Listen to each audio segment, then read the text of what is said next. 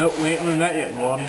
Truck Series qualifying with Rick and the team from Darlington in South Carolina. It's been a weird one, mate. It sure has, and hopefully we'll get this thing back in the way a little bit and keep up with the golf and what's going down.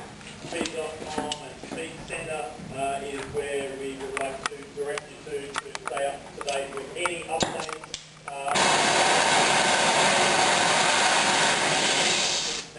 Will keep us informed. There's Melissa Paris and her American Superbike Championship team husband, May.